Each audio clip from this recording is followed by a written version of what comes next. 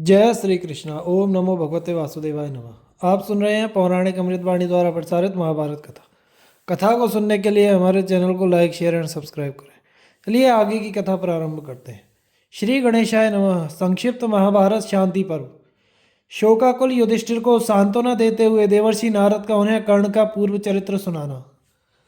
नारायणं नमस्कृत्य नरं चैव नरोत्तमं देवीं सरस्वतीं व्यासं ततो जयमुदीरयेत्। अंतर्यामी नारायण स्वरूप भगवान श्री कृष्ण, उनके सखा नररत्न अर्जुन, उनकी लीला प्रकट करने वाली भगवती सरस्वती और उसके वक्ता भगवान व्यास को नमस्कार करके आसुरी संपत्तियों का नाश करके अंत्यकरण पर विजय प्राप्त कराने वाले महाभारत ग्रंथ का पाठ करना चाहिए।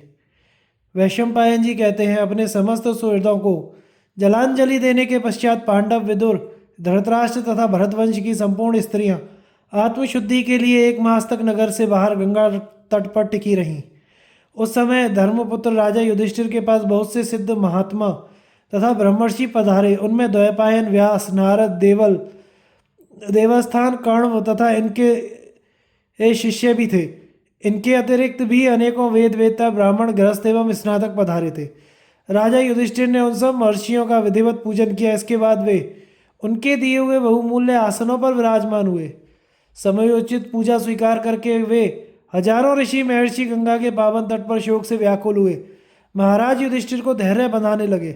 सबसे पहले नारद जी ने व्यास आदि मुनियों से वार्तालाप करके राजा युधिष्ठिर के प्रति इस प्रकार कहा, राजन, आपने अपने बाहुबल तथा भगवान श्री कृष्ण की कृपा से इस संपूर्ण पृथ्वी पर धर्मपूर्वक विजय पाई है। सौभाग्य की बात है कि आप इस भयंकर संग्राम से जीते जागते बच गए। अब क्षत्रिय धर्म के पालन में तत्पर रहते हुए आप प्रसन्न तो है ना? इस राजलक्ष्मी को पाकर आपको कोई शोक तो नहीं सताता? युधिष्ठिर ने कहा, मुनिवर, भगवान श्री कृष्ण के आश्रय, ब्राह्मणों की कृपा तथा भीम और अर्जुन के बल से मैंने संपूर्ण पृथ्वी पर विजय तो पा ली, परंतु मेरे हृदय में प्रतिदिन यह एक महान दुख बना रहता है कि मैंने लोभवश अपने कुल का संहार करा दिया। सुभद्रा कुमार अभिमन्यु, द्रौपदी के प्यारे पुत्रों को मरवाकर अब यह विजय भी पराजय सी ही जान पड़ती है। द्रौपदी सदा हम लोगों का प्रिय तथा हित करने में लगी रहती है। इस बेचारी के पुत्र और भाई सब मारे गए। जब इसकी ओर देखता हूँ तो मुझे बड़ा कष्ट होता है। नारद जी, यह सब दुख तो था ही। एक दूसरी बात और बता रहा हूँ। मेरी माता कुंती ने कर्ण के जन्म का रहस्य छिपाकर मुझे और भी दुख में डाल दिया है। जिनमें 10,000 हाथियों का बल था, संसार में जिनकी समानता करने वाला कोई भी महारथी नहीं था, जो बुद्धिमान, दाता, दयालु और व्रत का पालन करने वाले थे, जिनमें शौर्य का पूरा अभिमान था, जो फुर्ती से अस्त्र चलाने वाले तथा विचित्र प्रकार से युद्ध करने वाले थे, जिनका पराक्रम अद्भुत था। उन विद्वान कर्ण को माता कुंती ने ही गुप्त रूप से जन्म दिया था। वे हम लोगों के भाई थे। जलदान करते समय कुंती ने यह रहस्य बताया कि वे भगवान सूर्य के अंश से उत्पन्न हुए थे। पूर्व काल की बात है, जब कुंती के गर्भ से सर्वगुण संपन्न कर्ण का प्रादुर्भाव हुआ, उस समय माता ने उन्हें पेटी में रखकर गंगा की धारा में बहा दिया था। जिन्हें सारा संसार राधा का पुत्र समझता था, वे कुंती के ज्येष्ठ पुत्र और हम लोगों के सहोदर भाई थे। मैंने अनजाने में राज्य के लोभ से अपने भाई को ही मरवा डाला। यह स्मरण करके मेरे बदन में आग सी लग जाती है। हम पांचों में से कोई भी उन्हें अपने भाई के रूप में नहीं जानता था, किंतु वे हम लोगों को जानते थे। सुना है मेरी माता कुंती हम लोगों से संधि कराने के लिए उनके पास गई थी। इन्होंने बताया कि बेटा, तुम राधा के नहीं मेरे पुत्र हो, किंतु कर्ण ने इनकी अभिलाषा पूरी नहीं की। वे संधि के लिए नहीं सहमत हुए। उन्होंने यही कहा, माँ, मैं राजा दुर्योधन को छोड़ने में असमर्थ हूँ। यदि तुम्हारी बात मानकर युधिष्ठिर से संधि कर लेता हूँ तो नीच, नृशंस और कृतघ्न समझा जाऊंगा। लोग यही कहेंगे कि कर्ण अर्जुन से डर गया, इसलिए समर में श्री कृष्ण सहित अर्जुन को जीत लेने के पश्चात मैं धर्मनंदन युधिष्ठिर से संधि करूंगा। यह सुनकर कुंती ने कहा, अच्छी बात है, तुम अर्जुन से युद्ध करो, किंतु शेष चारों भाइयों को अभयदान दे दो। इतना कहकर माता कांपने लगी। इनकी यह अवस्था देखकर बुद्धिमान कर्ण ने कहा, देवी, तुम्हारे 4 पुत्र मेरे चंगुल में फंस जाएंगे तो भी मैं उन्हें जान से नहीं मारूंगा। यदि मैं मारा गया तो अर्जुन रहेंगे, अर्जुन मरे तो मैं रहूंगा। इस प्रकार तुम्हारे 5 पुत्र तो हर हाल में जीवित रहेंगे। कुंती बोली, बेटा, अपने भाइयों का कल्याण करना। फिर ये घर चली आई। इस रहस्य को ना तो कुंती ने प्रकट किया ना कर्ण ने, इसलिए भाई के हाथ से सहोदर भाई का वध हुआ। अर्जुन ने वीरवर कर्ण को मार डाला। इससे मेरे हृदय को बड़ी व्यथा हो रही है। कर्ण और अर्जुन की सहायता पाकर तो मैं इंद्र को भी जीत सकता था। धृतराष्ट्र के दुरात्मा पुत्र जब सभा में द्रौपदी को क्लेश दे रहे थे और कर्ण की कठोर बातें सुनाई देती थी, उस समय मुझे सहसा रोष चढ़ आता था, किंतु कर्ण के चरणों पर दृष्टि जाते ही शांत हो जाता था। मुझे कर्ण के दोनों पैर माता कुंती के चरणों जैसे ही मालूम होते थे, किंतु बहुत सोचने पर भी मैं इसका कारण नहीं जान पाता था। भगवान, कर्ण के पहिए को पृथ्वी क्यों निकल गई? मेरे भाई को ऐसा शाप क्यों प्राप्त हुआ? मुझे यह बताइए। मैं आपसे ये सभी बातें ठीक ठीक सुनना चाहता हूँ, क्योंकि आप सर्वज्ञ हैं, भूत भविष्य की सारी बातें जानते हैं। वैशंपायन जी कहते हैं, राजन, युधिष्ठिर के इस प्रकार पूछने पर नारद मुनि कर्ण को जिस तरह शाप प्राप्त हुआ था वह सारी कथा कहने लगे। भारत, यह देवताओं की गुप्त बात है, किंतु मैं तुम्हें बता रहा हूँ। एक समय सब देवताओं ने विचार किया कि कौन सा ऐसा उपाय हो जिससे भूमंडल का सारा क्षत्रिय समाज शस्त्रों के आघात से पवित्र होकर स्वर्ग सिधारे। यह सोचकर उन्होंने सूर्य द्वारा कुमारी कुंती के गर्भ से एक तेजस्वी बालक उत्पन्न कराया। वही कर्ण हुआ। उसने आचार्य द्रोण से धनुर्वेद का अभ्यास किया। वह बचपन से ही भीमसेन का बल, अर्जुन की अस्त्र चलाने में फुर्ती, आपकी बुद्धि, नकुल सहदेव की विनय तथा श्री कृष्ण के साथ अर्जुन की मित्रता देखकर जला करता था। आपके ऊपर प्रजा का अनुराग जानकर वह चिंता से दग्ध होता रहता था, इसलिए उसने बाल्यकाल में ही राजा दुर्योधन से मित्रता कर ली। धनंजय का धनुर्विद्या में अधिक पराक्रम देखकर एक दिन कर्ण ने द्रोणाचार्य से एकांत में कहा, गुरुदेव, मैं ब्रह्मास्त्र छोड़ने और लौटाने की विद्या जानना चाहता हूँ। कर्ण की अर्जुन के साथ जो लाग डांट थी उसे द्रोणाचार्य जानते थे। उसकी दुष्टता से भी वे अपरिचित नहीं थे, इसीलिए उसकी प्रार्थना सुनकर उन्होंने कहा, कर्ण, शास्त्रोक्त विधि के अनुसार ब्रह्मचर्य व्रत का पालन करने वाला ब्राह्मण अथवा क्षत्रिय ही ब्रह्मास्त्र सीखने का अधिकारी है, दूसरा नहीं। उनके ऐसा कहने पर कर्ण ने बहुत अच्छा कहकर उनका सम्मान किया, फिर उनकी आज्ञा लेकर सहसा वहाँ से चल दिया। जाते जाते महेंद्र पर्वत पर पहुंचा और परशुराम जी के निकट जब रघुवंशी ब्राह्मण के रूप में अपना परिचय दे, उसने गुरु बुद्धि से उन्हें सिर झुकाकर प्रणाम किया और शिष्य भाव से उनकी शरण में गया। परशुराम जी ने भी गोत्र आदि पूछकर उसे शिष्य के रूप में स्वीकार किया और कहा, वत्स, तुम्हारा स्वागत है, तुम प्रसन्नतापूर्वक यहाँ रहो। कर्ण महेंद्र पर्वत पर रहकर विधिपूर्वक ब्रह्मास्त्र का अभ्यास करने लगा। उस समय वहाँ उसे गंधर्व, राक्षस, यक्ष तथा देवताओं से मिलने का अवसर प्राप्त होता रहता था, इसलिए उन सब के साथ उसका बड़ा प्रेम हो गया। एक दिन की बात है, वह आश्रम के पास ही समुद्र के किनारे किनारे टहल रहा था, अकेला था और हाथों में तलवार तथा धनुष लिए हुए था। उसी समय एक वेद पाठी की गौ उधर आ निकली। मुनि अग्निहोत्र में लगे हुए थे। कर्ण ने अनजाने में उसे कोई हिंसक जीव समझकर मार डाला। जब मालूम हुआ तो उसने अपने अज्ञानवश किए हुए अपराध को ब्राह्मण से जाकर कह सुनाया। ब्राह्मण देवता को प्रसन्न करने के लिए बोला, भगवान, मैंने अनजाने में आपकी गाय मार डाली है, इसलिए आप मुझ पर कृपा करके यह अपराध क्षमा कर दीजिए। ब्राह्मण बिगड़ उठा। उसको डांटता हुआ बोला, दुराचारी, तू मार डालने योग्य है, ले इस पाप का फल भोग। अंत समय में पृथ्वी तेरे रथ के पहिए निकल जाएगी। उस समय तू घबराया हुआ होगा। उसी अवस्था में शत्रु तेरा मस्तक काट डालेगा। यह शाप सुनकर कर्ण ने बहुत सी गौएं, धन तथा रत्न दे ब्राह्मण को प्रसन्न करने की चेष्टा की।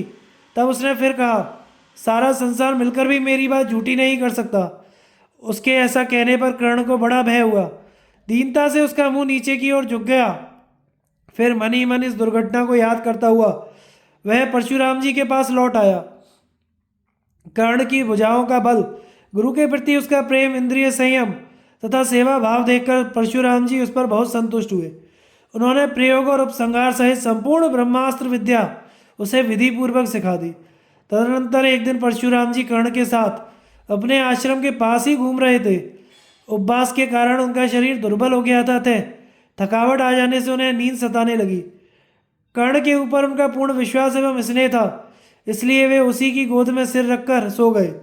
इतने में लार, मज्जा, मांस और रक्त का आहार करने वाला एक भयंकर कीड़ा जो बड़ा तीखा डंक मारता था कर्ण के पास आया और उसकी जांघ पर चढ़ गया। जांघ में घाव करके वह उसका रक्तपान करने लगा। इस प्रकार कीड़े के काटने से उसे व्यथा होती रही, किंतु उसने धैर्यपूर्वक उसे सहन किया और गुरु के जाग उठने के डर से कीड़े को दूर नहीं हटाया, बल्कि उसकी ओर से उपेक्षा कर दी।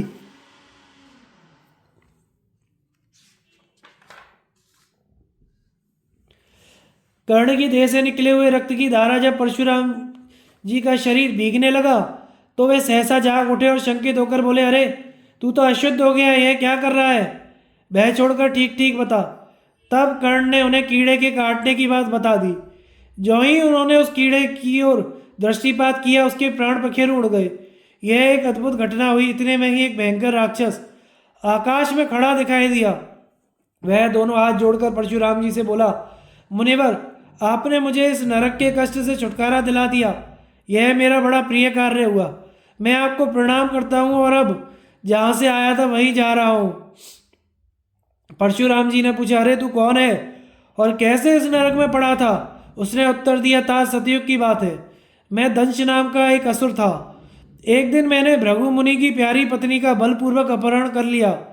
इससे क्रोध में आकर महर्षि ने शाप दिया, पापी तू कीड़ा होकर नरक में पड़ेगा। तब मैंने उनसे प्रार्थना की कि ब्राह्मण, इस शाप का अंत भी होना चाहिए। उन्होंने कहा कि मेरे वंश में उत्पन्न हुए परशुराम की दृष्टि पड़ने से इस शाप का अंत होगा। इस प्रकार मैं इस दुर्दशा को प्राप्त हुआ था और आज आपका समागम होने से मेरा इस पाप योनि से उद्धार हुआ है। यह कहकर वह महान असुर परशुराम जी को प्रणाम करके चला गया।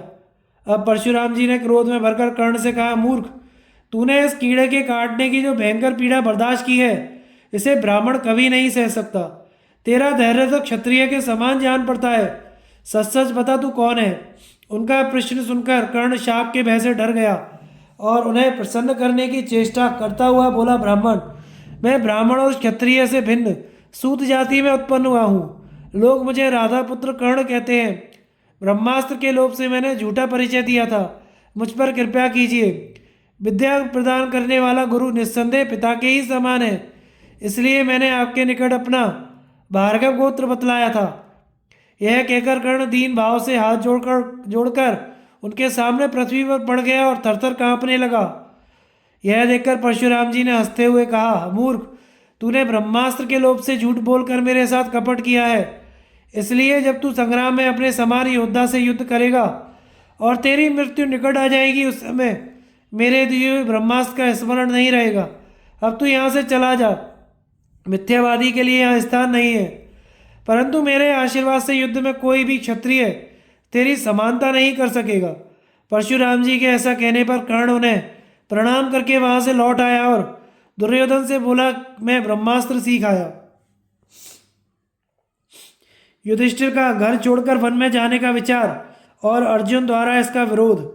नारद जी कहते हैं, राजन, एक बार कर्ण की जरासंध के साथ भी मुठभेड़ हुई थी। उसमें परास्त होकर जरासंध ने कर्ण को अपना मित्र बना लिया और उसे चंपानगरी उपहार में दे दी। पहले कर्ण केवल अंग देश का राजा था, किंतु इसके बाद वह दुर्योधन की अनुमति से चंपारण में भी राज्य करने लगा। इसी प्रकार एक समय इंद्र ने आपकी भलाई करने के लिए कर्ण से कवच और कुंडलों की भीख मांगी थी। वे कवच और कुंडल दिव्य थे तथा कर्ण की देह के साथ ही उत्पन्न हुए थे।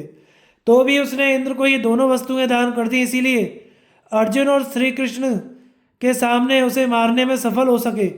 एक तो उसे अग्निहोत्री ब्राह्मण तथा महात्मा परशुराम ने शाप दे दिया, दूसरे उसने स्वयं भी कुंती को वरदान दे दिया कि मैं तुम्हारे 4 पुत्रों को नहीं मारूंगा। इसके सिवा महारथियों की गणना करते समय भीष्म ने कर्ण को अर्धरथी कहकर अपमानित किया था। इसके बाद शल्य ने भी उसका तेज नष्ट किया और भगवान श्री कृष्ण ने नीति से काम लिया। इतनी सारी बातें तो कर्ण के विपरीत हुई और अर्जुन को रुद्र, इंद्र, यम, वरुण, कुबेर, द्रोण, कृपाचार्य से दिव्यास्त्र प्राप्त हुए थे, जिनका उपयोग करके उन्होंने कर्ण का वध किया है। फिर भी वह युद्ध में मारा गया है, इसलिए शोक के योग्य नहीं है। वैशंपायन जी कहते हैं, इतना कहकर देवर्षि नारद चुप हो गए और राजा युधिष्ठिर शोकमग्न हो चिंता में डूब गए। उनकी यह अवस्था देखकर कुंती शोक से विभल हो उठी और मधुर वाणी में अर्थ भरे वचन कहने लगी, बेटा, कर्ण के लिए शोक ना करो, चिंता छोड़ो और मेरी बात सुनो। मैंने और भगवान सूर्य ने पहले कर्ण को यह जताने की कोशिश की थी कि युधिष्ठिर आदि तुम्हारे भाई हैं। एक हितैषी सूर्यदेव को जो कुछ कहना चाहिए सूर्यदेव ने वह सब कहा। उन्होंने उसे स्वप्न में तथा मेरे सामने भी बहुत समझाया, परंतु हम लोग अपने प्रयत्न में सफल ना हो सके। वह मौत के वशीभूत हो बदला लेने को तैयार था, इसलिए मैंने भी उसकी उपेक्षा कर दी। माता की बात सुनकर धर्मराज के नेत्रों में आंसू भर आए। वे शोक से व्याकुल होकर कहने लगे, माँ, तुमने यह रहस्यमयी बात छिपा रखी थी, इसीलिए आज मुझे कष्ट भोगना पड़ता है। फिर उन्होंने दुखी होकर संसार की सब स्त्रियों को शाप दे दिया, आज से कोई भी स्त्री गुप्त बात छिपाकर नहीं रख सकेगी। इसके बाद वे मरे हुए पुत्र पौत्र संबंधी तथा सुहृदों को याद करके विकल हो गए और अर्जुन की ओर देखकर कहने लगे, अर्जुन, यदि हम लोग वृष्णि वंशी और अंधक वंशी क्षत्रियों के नगरों में जाकर भिक्षा से अपना जीवन निर्वाह कर लेते तो आज अपने कुटुंब को निर्वंश करके हमें यह दुर्गति नहीं भोगनी पड़ती। क्षत्रिय के आचार और उसके बल पौरुष तथा अमर्ष को भी धिक्कार है, जिसके कारण हम इस विपत्ति में पड़ गए। क्षमा, दम, शौच, वैराग्य, मात्सर्य का अभाव, अहिंसा और सत्य बोलना, ये वनवासियों के धर्म ही श्रेष्ठ हैं, किंतु हम लोग तो लोभ और मोह के कारण राज्य पाने की इच्छा से दंभ और मानक का आश्रय ले इस दुर्दशा में फंस गए। इस समय तीनों लोगों का राज्य देकर भी कोई हमें प्रसन्न नहीं कर सकता है। हमने इस पृथ्वी पर अधिकार पाने के लिए अवध्य राजाओं की भी हत्या की और अपने बंधु बांधवों के बिना हम अर्थभ्रष्ट की भांति जीवन व्यतीत कर रहे हैं। ओह, जिन बांधवों का हमने वध किया उन्हें तो सारी पृथ्वी स्वर्ण के ढेर और बहुत से गाय घोड़े आदि की प्राप्ति होने पर भी हमें नहीं मारना चाहिए था, किंतु हमने उन्हें ही मार डाला। यह शोक हमें चैन नहीं लेने देता। धनंजय, सुना है मनुष्य का किया हुआ पाप शुभ कर्मों के आचरण से, दूसरों को कहकर सुनाने से, पश्चाताप तथा दान, तप, त्याग, तीर्थयात्रा एवं श्रुति स्मृतियों का पाठ करने से भी नष्ट होता है। श्रुति ने कहा है कि त्यागी पुरुष को जन्म मरण की प्राप्ति नहीं होती, वह अमृतत्व को प्राप्त होता है। इसके अनुसार योग्य मार्ग को प्राप्त करके जब बुद्धि स्थिर हो जाती है उस समय मनुष्य परमात्म भाव को प्राप्त हो जाता है। यह सोचकर मैं भी शीत उष्ण आदि द्वंद्व धर्मों से रहित हो मनुवृत्ति से रहकर या ज्ञानोपार्जन करना चाहता हूँ, इसलिए मैंने सारा संग्रह, संपूर्ण राज्य, सुख, भोग आदि को त्याग देने का निश्चय किया है। अब मैं ममता और शोक से रहित हो सब प्रकार के बंधनों से छूटकर कहीं जंगल में चला जाऊंगा। मुझे राज्य अथवा भोगों से कोई मतलब नहीं है। यह कहकर जब धर्मराज चुप हो गए तो अर्जुन बोले, महाराज, यह बड़े अफसोस की बात है और हद दर्जे की कायरता है जो आप अलौकिक पराक्रम करके प्राप्त की हुई इस उत्तम राजलक्ष्मी को ठुकरा देने के लिए उद्यत हुए। यदि त्याग ही देना था तो आपने क्रोध में आकर इसी के लिए तमाम राजाओं की हत्या क्यों कराई? अपने समृद्धिशाली राज्य का परित्याग करके जब हाथ में खप्पर लेकर आप घर घर भीख मांगते फिरेंगे उस समय संसार क्या कहेगा? क्या कारण है कि सब प्रकार के शुभ कर्मों का अनुष्ठान छोड़कर अशुभ एवं अकिंचन बनकर आप गंवार मनुष्यों की भांति भिक्षा मांगना पसंद करते हैं? इस उत्तम राजवंश में जन्म लेकर संपूर्ण पृथ्वी को अपने अधीन करके अब आप धर्म और अर्थ की का परित्याग कर वन की ओर जा रहे हैं। यह मूर्खता नहीं तो क्या है? जब आप ही हवन एवं यज्ञ आदि कर्मों को त्याग देंगे तो दूसरे असाधु पुरुष आपका ही आदर्श सामने रखकर यज्ञों का उच्छेद कर डालेंगे। उस दशा में इसका सारा पाप आपको लगेगा। सर्वस्व त्याग, अकिंचन हो जाना, दूसरे दिन के लिए संग्रह ना करके प्रतिदिन मांग कर खाना, यह मुनियों का धर्म है, राजाओं का नहीं। राजधर्म का पालन तो धन से ही होता है महाराज। धन से धर्म भी होता है, लौकिक कामनाएं भी पूर्ण होती हैं और स्वर्ग का साधनभूत यज्ञ भी संपन्न होता है। यही नहीं, धन के बिना तो संसार की जीविका ही नहीं चलती। जिसके पास धन होता है उसी के बहुत से मित्र तथा बंधु बांधव होते हैं, वही मर्द समझा जाता है और वही पंडित माना जाता है। निर्धन मनुष्य जब धन चाहता है तो उसकी प्राप्ति कठिन हो जाती है, मगर धनवान का धन बढ़ता रहता है। जैसे जंगल में एक हाथी के पीछे बहुत से हाथी चले आते हैं, उसी प्रकार धन ही धन को खींच कर लाता है। धन से धर्म का पालन, कामना की पूर्ति, स्वर्ग की प्राप्ति, आनंद तथा शास्त्रों का अभ्यास, ये सब कुछ संभव है। धन से वंश की मर्यादा बढ़ती है और धन से धर्म की वृद्धि भी होती है। निर्धन को तो ना इस लोक में सुख है ना परलोक में, क्योंकि धन के बिना मनुष्य धार्मिक कृत्यों का विधिवत अनुष्ठान नहीं कर सकता। जिसके पास धन की कमी है और गौ और सेवकों का अभाव है, जिसके यहाँ अतिथियों का आना जाना नहीं होता, वही मनुष्य दुर्बल है। केवल शरीर की ही दुर्बलता से कोई दुर्बल नहीं कहा जाता। राजा को हर तरह से धन का संग्रह करना चाहिए और उसके द्वारा यत्नपूर्वक यज्ञ आदि का अनुष्ठान भी करते रहना चाहिए। यही सनातन काल से वेदों की भी आज्ञा है। धन से ही मनुष्य यज्ञ करते और कराते हैं। पढ़ने पढ़ाने का कार्य भी धन से ही संपन्न होता है। राजा लोग दूसरों को युद्ध में जीतकर जो उनका धन ले आते हैं, उसी से वे संपूर्ण शुभ कर्मों का अनुष्ठान करते हैं। किसी भी राजा के पास हम ऐसा धन नहीं देखते जो दूसरों के यहाँ से ना आया हो। प्राचीन काल में जो राजर्षि हो गए हैं और इस समय स्वर्ग में निवास करते हैं, उन्होंने भी राजधर्म की ऐसी ही व्याख्या की है। राजन, पहले ये पृथ्वी राजा दिलीप के अधिकार में थी, फिर क्रमशः इस पर निरग, नहुष, अम्बरीश और मानधाता का आधिपत्य हुआ, वही आज आपके अधीन हुई है। अतः उन्हीं राजाओं की भांति आपके लिए भी, जिसमें सब कुछ दक्षिणा के रूप में दान कर दिया जाता है, ऐसे सर्वस्व दक्षिण नामक द्रव्य में यज्ञ करने का समय प्राप्त हुआ है। जिनका राजा दक्षिणायुक्त अश्वमेघ यज्ञ करता है, वे सभी प्रजाएं उस यज्ञ के अंत में अव्रत स्नान करके पवित्र होती है। अतः आप समस्त प्राणियों के कल्याणार्थ यज्ञ कीजिए। क्षत्रियों के लिए यही सनातन मार्ग है, यही अभ्युदय का पथ है। युधिष्ठिर का वनवासी मुनि एवं सन्यासी होने का विचार तथा भीम और अर्जुन द्वारा उसका विरोध। युधिष्ठिर ने कहा, अर्जुन, थोड़ी देर तक मन को एकाग्र करके मेरी बात सुनो और उस पर विचार करो, फिर तुम भी मेरे कथन का अनुमोदन करोगे। क्या तुम्हारे कहने से मैं उस मार्ग पर ना चलूं जिस पर श्रेष्ठ पुरुष सदा ही चलते आए हैं? नहीं, मुझसे यह नहीं होगा। मैं तो सांसारिक सुखों पर लात मारकर अवश्य ही उस मार्ग पर चलूंगा और वन में फल मूल खाकर कठोर तपस्या करूंगा। सवेरे तथा सायकाल में स्नान करके विधिवत अग्नि में आहुति डालूंगा और शरीर पर मृगछाला तथा वल्कल वस्त्र धारण कर मस्तक पर जटा रखूंगा। सर्दी, गर्मी, हवा तथा भूख प्यास का कष्ट सहन करूंगा और शास्त्रोक्त विधि से तप करके अपने शरीर को सुखा डालूंगा। एकांत में रहकर तत्वों का विचार करूंगा और कच्चा पक्का जैसा भी फल मिल जाएगा उसी को खाकर जीवन निर्वाह करूंगा।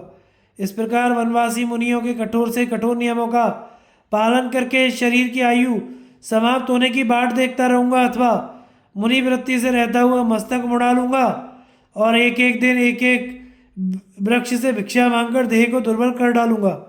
प्रिय और अप्रिय का विचार छोड़कर पेड़ के नीचे ही निवास करूंगा। किसी के लिए न शोक करूंगा न हर्ष, निंदा तथा स्तुति को समान समझूंगा। आशा और ममता को धो बहाकर निर्द्वंद हो जाऊंगा और कभी किसी भी वस्तु का संग्रह ना करूंगा। आत्मा में ही रमण करता हुआ सदा प्रसन्न रहूंगा और दूसरों के साथ कोई भी बात नहीं करूंगा तथा अंधों, गूंगों और बहरों की तरह विचरता रहूंगा। चर और अचर रूप में जो 4 प्रकार के जीव हैं, उनमें से किसी की भी हिंसा नहीं करूंगा। सब प्राणियों पर मेरी समान बुद्धि रहेगी। ना तो किसी की हंसी उड़ाऊंगा, ना ही किसी को देखकर भौहें टेढ़ी करूंगा। चेहरे पर सदा प्रसन्नता छाई रहेगी। सब इंद्रियों को पूर्ण वश में रखूंगा और कोई भी राह पकड़कर आगे बढ़ता रहूंगा। किसी से भी रास्ता नहीं पूछूंगा। किसी खास देश या दिशा में जाने की इच्छा ना रखूंगा। यात्रा का कोई विशेष उद्देश्य ना होगा, ना आगे की उत्सुकता होगी, ना पीछे फिरकर देखूंगा। चित्त में कोई विकार नहीं रहेगा। अंतरात्मा पर दृष्टि रखूंगा और देहाभिमान से रहित हो जाऊंगा। भिक्षा थोड़ी मिली या स्वाधीन, इसका विचार नहीं करूंगा। एक घर से भिक्षा ना मिली तो दूसरे घर से मांगूंगा, वहां भी ना मिलने पर तीसरे घर से। इस प्रकार ना मिलने की दशा में 7 घरों तक मांगूंगा, 8वें पर नहीं जाऊंगा। जब घरों में धुआं निकलना बंद हो गया हो, मूसल रख दिया गया हो, अंगारे बुझ गए हो, सब लोग खा पी चुके हो, परोसी हुई थाली को इधर उधर ले जाने का काम समाप्त हो गया हो, भिखमंगे भिक्षा लेकर लौट गए हो, ऐसे समय में मैं एक ही वक्त के लिए भिक्षा के लिए जाया करूंगा। सब ओर से स्नेह का बंधन तोड़कर पृथ्वी पर विचरता रहूंगा। ना जीवन से राग होगा, ना मृत्यु से द्वेष। यदि एक मनुष्य मेरी एक बाह बसूले से काटता हो और दूसरी बाह पर चंदन चढ़ाता हो, तो मैं उन दोनों पर समान भाव ही रखूंगा। ना एक का मंगल चाहूंगा ना दूसरे का मंगल। केवल शरीर निर्वाह के लिए पलकों के खोलने मीचने तथा खाने पीने आदि का कार्य करूंगा, परंतु इसमें भी आसक्ति नहीं रखूंगा। संपूर्ण इंद्रियों के व्यापारों से उपरत होकर मन के संकल्प को अपने अधीन रखूंगा। बुद्धि के मल का परिमार्जन करके सब प्रकार की आसक्तियों से मुक्त रहूंगा। इस प्रकार वीतराग होकर विचरने से मुझे अक्षय शांति मिलेगी। इस संसार में जन्म मृत्यु जरा व्याधि वेदनाओं का आक्रमण होता ही रहता है। इसके कारण यहाँ का जीवन कभी स्वस्थ नहीं रहता। इस अपार सा संसार को तो त्यागने में ही सुख है। आज बहुत दिनों के बाद मुझे विशुद्ध विवेक रूपी अमृत प्राप्त हुआ है। इसके द्वारा मैं अक्षय अविकारी एवं सनातन स्थान को प्राप्त करना चाहता हूँ। अतः उपयुक्त धारणा के द्वारा निरंतर विचरता हुआ मैं जन्म मृत्यु जरा व्याधि और वेदनाओं से भरे हुए शरीर का अंत करके निर्भय पद को प्राप्त करूंगा। यह सुनकर भीमसेन बोले, राजन, जब आपने राजधर्म की निंदा करके आलस्यपूर्ण जीवन व्यतीत करने का निश्चय कर रखा है, तो बेचारे कौरवों का नाश कराने से क्या लाभ था। आपका यह विचार यदि पहले ही मालूम हो गया होता तो हम लोग ना हथियार उठाते ना किसी का वध करते। आप ही की तरह शरीर त्यागने का संकल्प लेकर हम भी भीख ही मांगते। ऐसा करने से राजाओं के साथ यह भयंकर संग्राम तो नहीं होता। बुद्धिमान पुरुषों ने क्षत्रियों का तो यह धर्म बताया है कि वे राज्य पर अधिकार जमावें और यदि उसमें कुछ लोग बाधा उपस्थित करें तो उन्हें मार डालें। दुष्ट कौरव भी हमारे लिए राज्य प्राप्ति में बाधक थे, इसीलिए हमने उनका वध किया। अब आप धर्मपूर्वक इस पृथ्वी का उपभोग कीजिए, अन्यथा हम लोगों का सारा प्रयत्न व्यर्थ हो जाएगा। जैसे कोई मनुष्य मन में किसी तरह की आशा रखकर बहुत बड़ी मंजिल तय करे और वहां पहुंचने पर उसे निराश लौटना पड़े, यही दशा हम लोगों की भी होगी। आप जिस संन्यास की बात सोचते हैं उसका यह समय नहीं है। जिनकी विचार दृष्टि सूक्ष्म है वे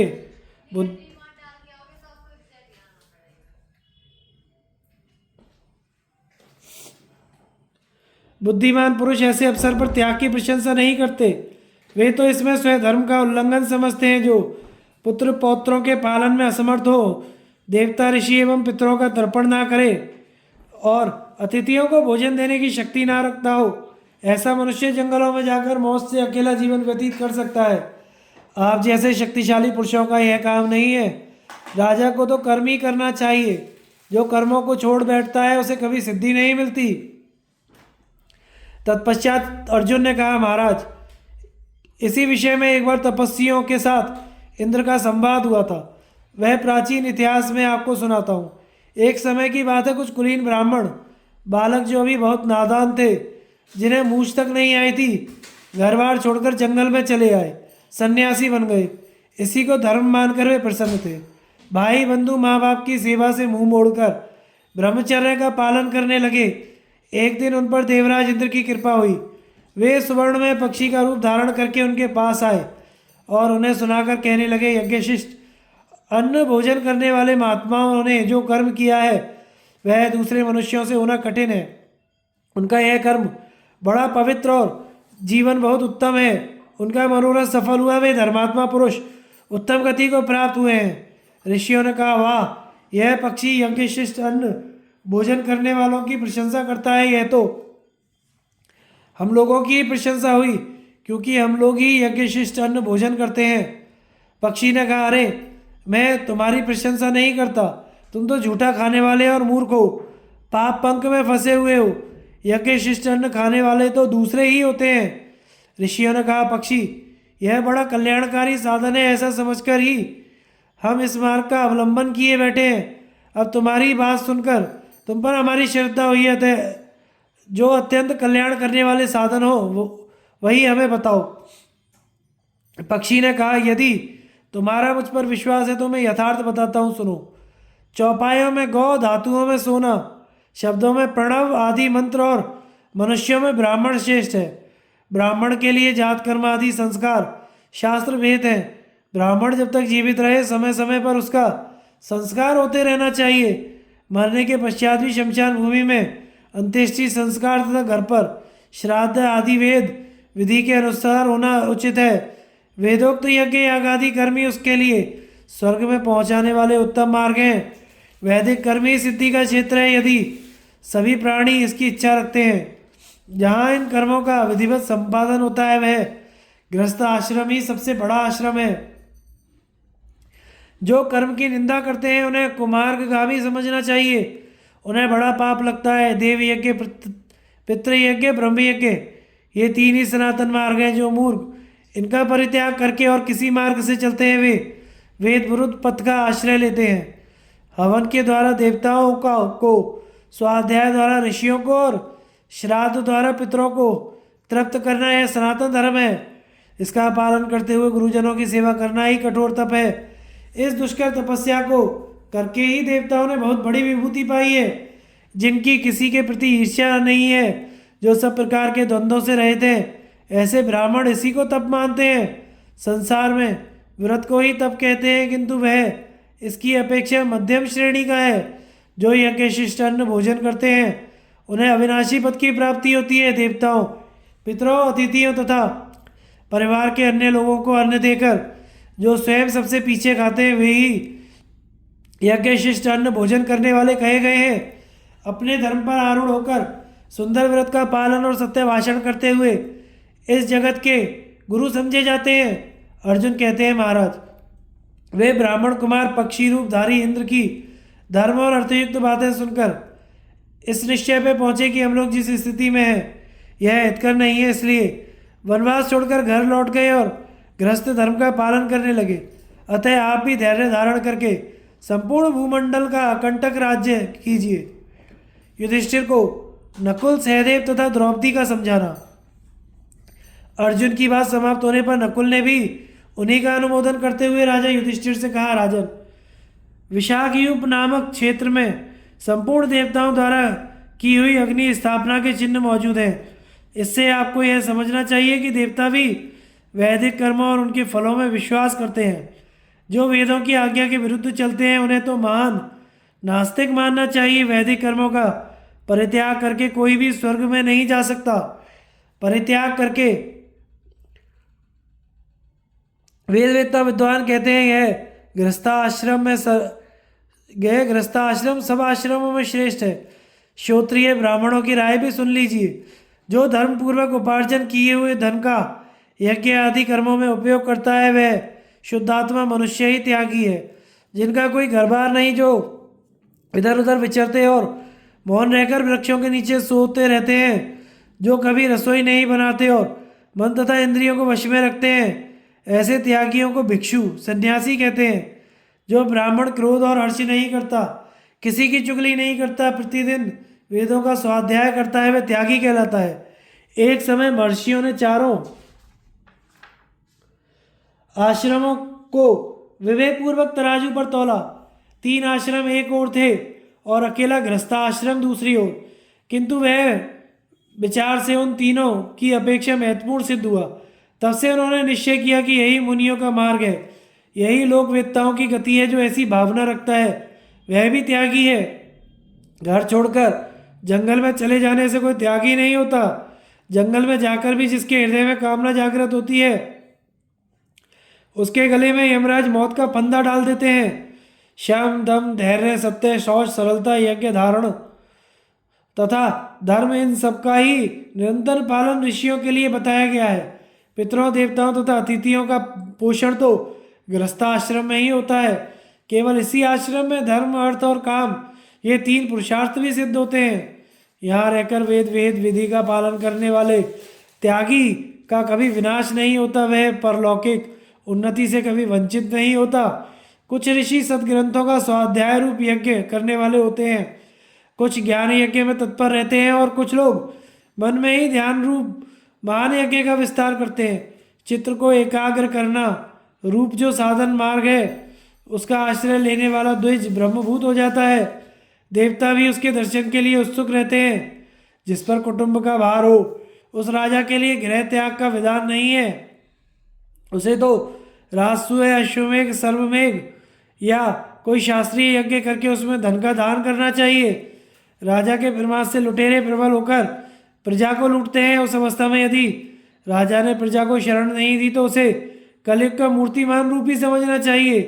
जो दान नहीं देते, शरणागतों की रक्षा नहीं करते, वे राजा पाप के भागी होते हैं। उन्हें दुखी दुख भोगना पड़ता है, सुख तो कभी नसीब नहीं होता। भीतर और बाहर जो कुछ भी मन को फंसाने वाली चीज़ें हैं, उन्हें छोड़ने से मनुष्य त्यागी बनता है। सिर्फ घर छोड़ देने से त्याग की सिद्धि नहीं होती। जो शास्त्रीय विधान में सदा लगा रहता है उसकी कभी हानि नहीं होती। महाराज, पूर्ववर्ती राजाओं ने जिसका सेवन किया है उस स्वधर्म में स्थित रहकर शत्रुओं पर विजय पाने के पश्चात भला आपके सिवा दूसरा कौन शोक करेगा। तदनंतर सहदेव ने भी कहा, भारत केवल बाहर के पदार्थों का त्याग करने से सिद्धि नहीं मिलती, शरीर से संबंध रखने वाली वस्तुओं को छोड़ देने से भी सिद्धि मिलती है या नहीं, इसमें संदेह है। बाहरी पदार्थों का त्याग करके दैहिक सुख भोगों में आसक्त रहने वाले को जो धर्म या सुख प्राप्त होता है वह तो हमारे शत्रुओं को हो, किंतु दैहिक स्वार्थ में आने वाली वस्तुओं की ममता छोड़कर अनासक्त भाव से पृथ्वी का राज्य शासन करने वाले जिस धर्म अथवा सुख की प्राप्ति होती है वह हमारे हितैषी मित्रों को मिले। 2 अक्षरों का मम, यह मेरा है ऐसा भाव मृत्यु है। 3 अक्षरों का न मम, यह मेरा नहीं है ऐसा भाव अमृत सनातन ब्रह्म है।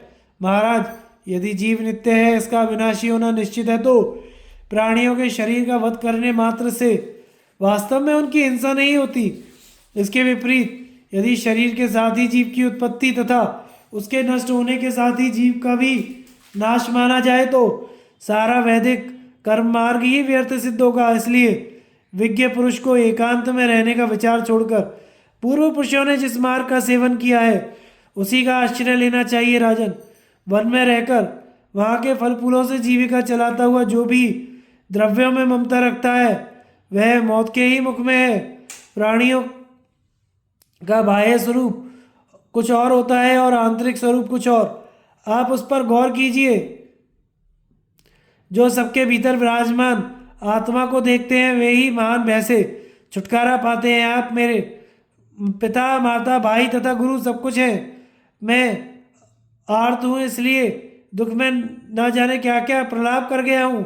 आप उसे क्षमा करें। मैंने झूठा सच्चा जो कुछ भी कहा है वह आपके चरणों में भक्ति होने के कारण ही कहा है। वैशंपायन जी कहते हैं, इस प्रकार अपने भाइयों के मुख से वेद के सिद्धांतों को सुनकर भी जब युधिष्ठिर चुप ही रह गए तो धर्म को जानने वाली द्रौपदी उनकी ओर देखकर उन्हें मधुर वचनों से समझाती हुई कहने लगी, महाराज, आपके ये भाई आपका संकल्प सुनकर सूख गए हैं, पपीहे की तरह रट लगा रहे हैं, फिर भी आप अपनी बातों से इन्हें प्रसन्न नहीं करते क्यों? ये सदा आपके लिए ही दुख उठाते आए हैं। अब तो इन्हें उचित बातें सुनाकर आनंदित कीजिए।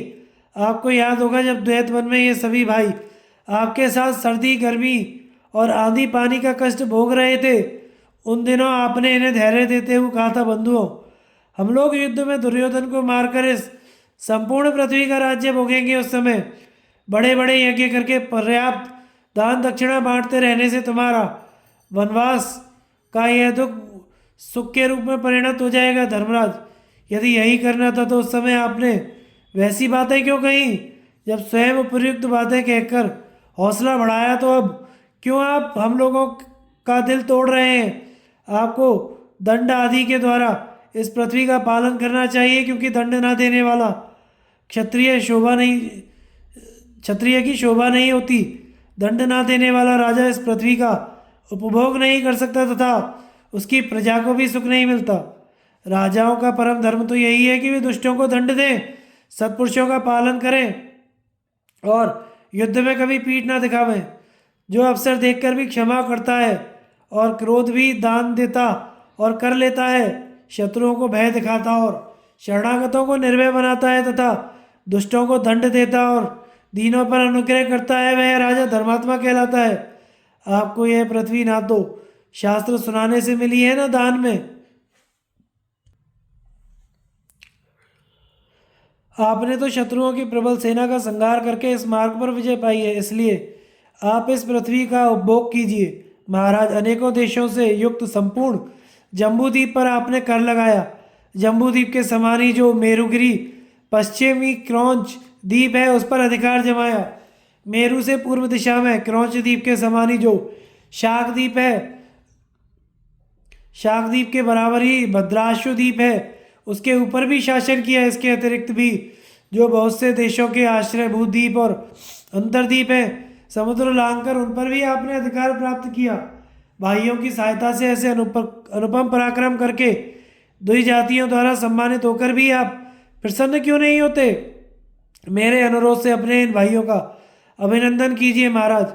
मेरी सास कभी झूठ नहीं बोली, वे सर्वज्ञ हैं और सब कुछ उनकी दृष्टि के सामने है। उन्होंने मुझसे कहा था, पांचाल राजकुमारी राजा युधिष्ठिर बड़े पराक्रमी हैं, ये हजारों राजाओं का संहार करके तुम्हें बड़े सुख से रखेंगे, किंतु आज आपका मोह देखकर उनकी बात भी व्यर्थ होती दिखाई देती है। जब जेठा भाई उन्मत्त हो जाता है तो छोटे भी उसी का अनुसरण करने लगते हैं।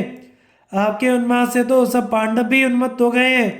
जो उन्मत्तता का काम करता है उसका कभी भला नहीं होता। उन्मार्ग से चलने वाले की तो दवा करानी चाहिए। मैं ही संसार की समस्त स्त्रियों में नीच हूँ जो बेटों के मारे जाने पर भी जीवित रहना चाहती हूँ। ये सब लोग समझाने का प्रयत्न कर रहे हैं, फिर भी आप मानते नहीं। मैं सच कहती हूँ, आप संपूर्ण पृथ्वी का राज्य छोड़कर अपने लिए स्वयं विपत्ति बुला रहे हैं राजन। आप मानदाता और अम्बरीश के समान तेजस्वी हैं। संपूर्ण प्रजा का धर्मपूर्वक पालन करते हुए पर्वत, वन तथा द्वीपों सहित इस पृथ्वी का शासन कीजिए। उदास ना होइए, नाना प्रकार के यज्ञ करके ब्राह्मणों को दान दीजिए। अर्जुन द्वारा दंड नीति का समर्थन और भीम का युधिष्ठिर को राज्य की ओर आकृष्ट करने का प्रयास। वैशंपायन जी कहते हैं, द्रुपद कुमारी की बातें सुनकर राजा युधिष्ठिर की आज्ञा ले अर्जुन फिर कहने लगे, राजन, दंड ही समस्त प्रजाओं का शासन और उनकी रक्षा करता है। सबके सो जाने पर दंड जागता रहता है, इसलिए विद्वानों ने दंड को राजा का धर्म बताया है। दंड से ही धर्म, अर्थ और काम की रक्षा होती है, इसलिए दंड त्रिवर्ग कहलाता है। दंड ही धन और धान्य की रखवाली करता है, इसीलिए आप दंड धारण कीजिए और संसार की ओर देखिए। कितने ही पापी दंड के वैसे पाप नहीं करते, दंड से ही सारी व्यवस्था ठीक ठीक चलती है। बहुत से मनुष्य दंड के डर से ही एक दूसरे का सर्वनाश नहीं करते। यदि दंड सबकी रक्षा ना करता तो संसार के प्राणी घोर अंधकार में डूब जाते। यह उच्छृंखल मनुष्यों का दमन करता और दुष्टों को दंड देता है, इसीलिए विद्वान पुरुष इसे दंड कहते हैं। यदि ब्राह्मण अपराध करे तो उसे वाणी से अपमानित करना ही उसका दंड है। क्षत्रिय को भोजन मात्र के लिए वेतन देकर सेवा लेना उसका दंड है। वैश्य का दंड उससे जुर्माना वसूल करना है, किंतु शूद्र के लिए सेवा के अतिरिक्त कोई दूसरा दंड नहीं है। उससे दंड के रूप में भी काम ही लिया जाता है। मनुष्यों को प्रमाद से बचाने और उनके धन की रक्षा करने के लिए जो एक मर्यादा बांधी गई है उसी को दंड कहते हैं।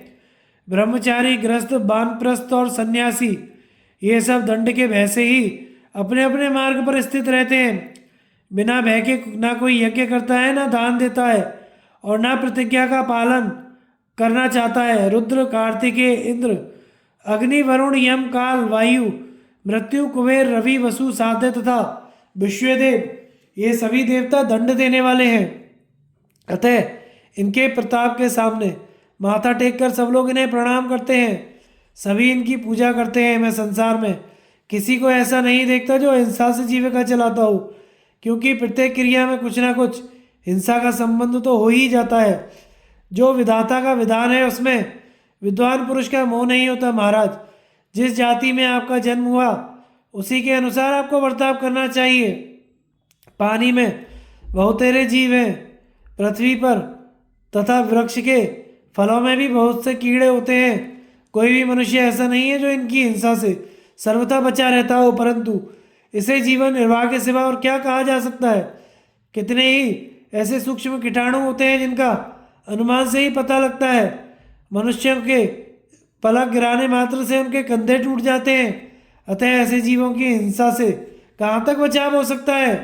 जब से जगत में दंड नीति का प्रचार हुआ है तब से संपूर्ण प्राणियों के सभी कार्य सुचारू रूप से होने लगे हैं। संसार में भले बुरे का विभाग करने वाले दंड यदि ना होता तो सब जगह अंधेरा मचा रहता, किसी को कुछ भी नहीं सूझ पड़ता। जो धर्म की मर्यादा नष्ट करके वेदों की निंदा करने वाले नास्तिक मनुष्य हैं, वे भी डंडे पड़ने पर जल्दी ही राह पर आ जाते हैं। दुनिया में सर्वथा शुद्ध मनुष्य मिलना कठिन है। सब दंडों से विवश होकर ही ठीक रास्ते पर रहते हैं। दंड के भय से ही लोगों की मर्यादा पालन में प्रवृत्ति होती है। चारों वर्णों के लोग आनंद से रहें, इसमें अच्छी नीति का बर्ताव हो और पृथ्वी पर धर्म तथा अर्थ की रक्षा होती रहे, इसी उद्देश्य से विधाता ने दंड का विधान किया है। यदि पक्षी तथा हिंसक जीव दंड से डरते ना होते तो ये पशुओं, मनुष्यों तथा यज्ञ के लिए रखे हुए हविष्यों को भी खा जाते। चारों ओर धर्म कर्मों का लोप हो जाता और सारी मर्यादाएं टूट जाती। इतना ही नहीं, जिनमें विधि पूर्वक बड़ी बड़ी दक्षिणाएं दी जाती हैं, वे संवत्सर यज्ञ भी खटके नहीं हो पाते। आश्रम धर्म का ठीक ठीक पालन नहीं होता और ना ही कोई विद्या पढ़ी जाती। डंडे पड़ने का डर ना होता तो रथों में जुते हुए ऊंट, बैल, घोड़े, खच्चर तथा गधे उन्हें खींचते ही नहीं। सेवक अपने स्वामी का तथा बालक माता पिता का कहना नहीं मानते और युवती स्त्री अपने सती धर्म पर स्थिर नहीं रहती। दंड पर ही सारी प्रजा टिकी हुई है। दंड से ही भय होता है। मनुष्यों का इहलोक और परलोक दंड पर ही प्रतिष्ठित है। जहाँ दंड देने पर सुंदर विधान है, वहाँ छल, पाप और ठगी देखने में नहीं आती। इसमें संदेह नहीं कि मनुष्य के सब कार्य धन के अधीन है, परंतु धन दंड के अधीन है। देखिए दंड की कितनी महिमा है। लोक यात्रा का निर्वाह करने के लिए धर्म का प्रतिपादन किया गया है। कोई भी वस्तु ऐसी नहीं है जिसमें सबके सब गुण ही हों अथवा जो सर्वथा गुणों से वंचित हो। प्रत्येक कार्य में अच्छाई और बुराई दोनों ही देखने में आती है। इन सब बातों का विचार करके आप भी प्राचीन धर्म का पालन कीजिए, यज्ञ कीजिए, दान दीजिए तथा प्रजा एवं मित्रों की रक्षा कीजिए। अर्जुन की बात समाप्त होने पर भीमसेन कहने लगे, राजन, आप सर्व धर्मों के ज्ञाता हैं, आपसे कुछ भी कहने की आवश्यकता नहीं है। मैंने कई बार मन में निश्चय किया कि ना बोलूं, मगर अधिक दुख होने के कारण बोलना ही पड़ता है। आपका यह अत्यंत मोह देखकर हम लोग विकल और निर्बल हो रहे हैं। आप संसार की गति और अगति दोनों जानते हैं। भविष्य और वर्तमान में भी आपसे कुछ छुपा नहीं है।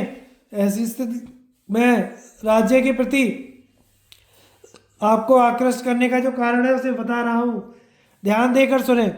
मनुष्यों को दो प्रकार की व्याधियाँ होती हैं, एक शारीरिक और दूसरी मानसिक। इन दोनों की उत्पत्ति अन्योन्याश्रित है। एक के बिना दूसरी का होना संभव नहीं है। कभी शारीरिक व्याधि से मानसिक व्याधि होती है, कभी मानसिक व्याधि से शारीरिक व्याधि।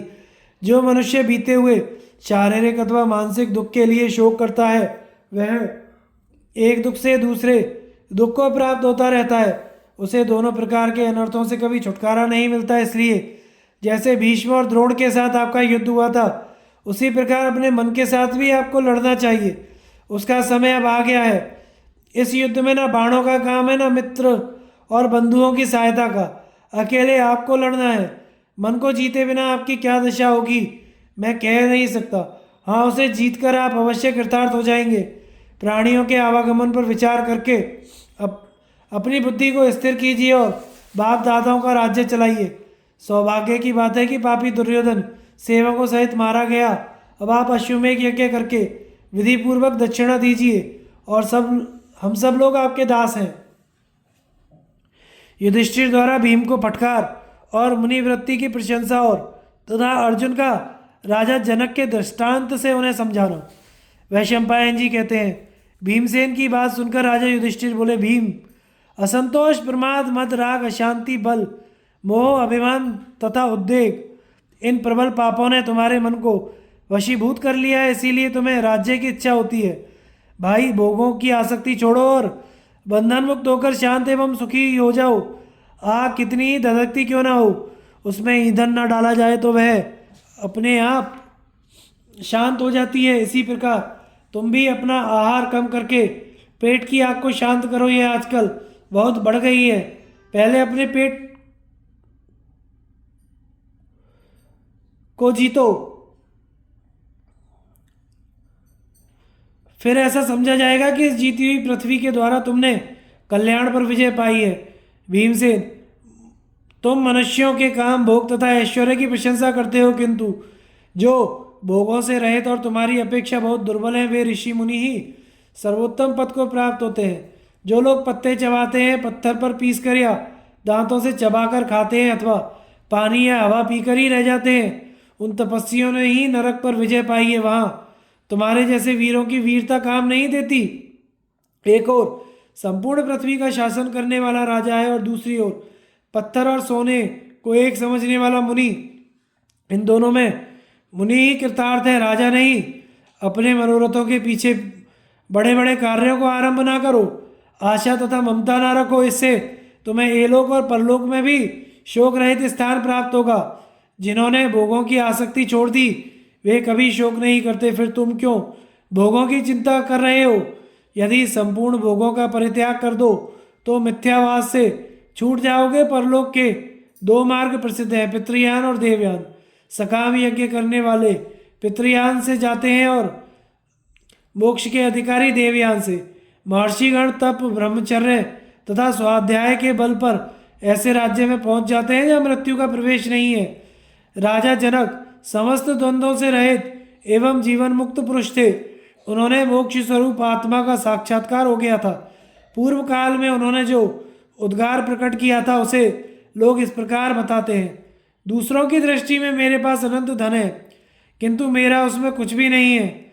सारी मिथिला जल जाए तो भी मेरा कुछ नहीं जलेगा। जो स्वयं दृष्टा रूप से रहकर इस दृश्य प्रपंच को देखता है, वही आंख वाला और वही बुद्धिमान है। अज्ञात तत्वों का ज्ञान एवं सम्यक बोध निश्चय कराने वाली वृत्ति को बुद्धि कहते हैं। जब मनुष्य भिन्न भिन्न प्राणियों को एक ही परमात्मा में स्थित देखता है तथा उसी से सबका विस्तार हुआ मानता है, उस समय वह ब्रह्म स्वरूप हो जाता है। बुद्धिमान और तपस्वी ही उस उत्तम गति को प्राप्त होते हैं जो जड़ और अज्ञानी है, जिनमें शुद्ध बुद्धि तथा तप का अभाव है। ऐसे लोगों की वहाँ पहुँच नहीं होती। वास्तव में सब कुछ बुद्धि में ही स्थित है।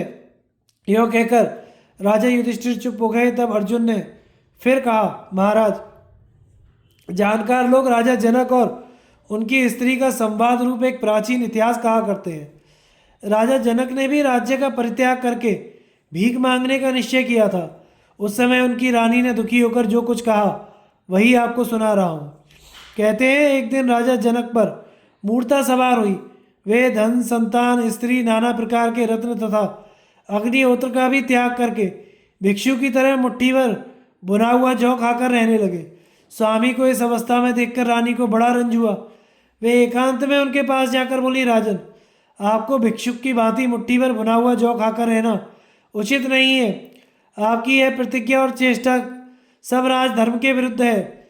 यह महान राज्य छोड़कर यदि आप थोड़े से अन्न में संतोष मानते हैं, तो इतने से अतिथि देवता, ऋषि और पितरों का भरण पोषण कैसे किया जा सकता है? मैं तो समझती हूँ आपका यह सारा परिश्रम व्यर्थ है। आपने कर्मों को त्यागा है, इसलिए देवता, अतिथि और पितरों ने आपका भी त्याग कर दिया है। आपके रहते ही आपकी माता आज से पुत्रहीना हुई और ये अभागिनी कौशल्या भी पतिहीना। भला कहिए तो ये नाना प्रकार के वस्त्र तथा आभूषण छोड़कर आप किस लिए सन्यासी हो रहे हैं? क्यों निष्क्रिय जीवन व्यतीत करते हैं? आप संपूर्ण भूतों के लिए प्याऊ के समान थे। सभी आपके यहाँ अपनी प्यास बुझाने आते थे। इसी तरह एक समय ऐसा था जब आप फलों से भरे हुए वृक्ष की भांति सब जीवों की भूख मिटाया करते थे, किंतु अब मुट्ठी भर अन्न के लिए स्वयं ही दूसरों के सामने हाथ फैलाएंगे। जब सब कुछ छोड़कर भी आप मुट्ठी भर जौ के लिए दूसरों की कृपा चाहते हैं, तो इस त्याग में और राज्य करने में ही अंतर ही क्या रहा? दोनों एक से ही तो हैं, फिर क्यों कष्ट उठा रहे हैं? मुट्ठी भर जौ की आवश्यकता बनी ही रह गई तो सर्वत्याग की प्रतिज्ञा कहाँ रही? महाराज, यदि मुझ पर कृपा हो तो इस पृथ्वी का पालन कीजिए और राजमहल, शैया, सवारी, वस्त्र, आभूषणों को उपयोग में लाइए। जो बराबर दूसरों से दान लेता है तथा जो निरंतर स्वयं ही दान करता रहता है, उन दोनों में क्या अंतर है? उनमें से कौन श्रेष्ठ है, इसे आप समझिए। संसार में साधु संतों को अन्न देने वाले राजा की आवश्यकता होती है। यदि दान करने वाला राजा ना रहे तो मोक्ष चाहने वाले महात्माओं का जीवन निर्वाह कैसे होगा? अन्न से ही प्राण की पुष्टि होती है, इसलिए अन्न देने वाला प्राणदाता होता है। गृहस्थ आश्रम से अलग होकर भी त्यागी लोग गृहस्थों के ही सहारे जीवन धारण करते हैं। जो आसक्ति रहित एवं सब प्रकार के बंधनों से मुक्त है, शत्रु और मित्रों में समान भाव रखता है, वह किसी भी आश्रम में रहकर मुक्ति है। बहुत से लोग तो दान लेने या पेट पालने के लिए मुड़ मुड़ाकर गेरुए वस्त्र पहनकर घर से निकल जाते हैं। वे नाना प्रकार के बंधनों में बंधे होने के कारण भोगों की खोज में डोलते फिरते हैं। हृदय का राग आदि दोष दूर ना हुआ तो गेरुआ वस्त्र धारण करना विडंबना मात्र है। मेरा तो विश्वास है कि धर्म का ढोंग रचाने वाले मतमुंडे अपनी की जीविका चलाने के लिए ही ऐसा करते हैं। जो हो, आप तो साधु महात्माओं का पालन पोषण करते हुए जितेंद्रिय होकर पुण्य लोकों पर अधिकार प्राप्त कीजिए। जो प्रतिदिन गुरु के लिए संविदा लाता है अथवा निरंतर बहुत सी दक्षिणाओं वाले यज्ञ करता है, उससे बढ़कर धर्मपरायण कौन होगा?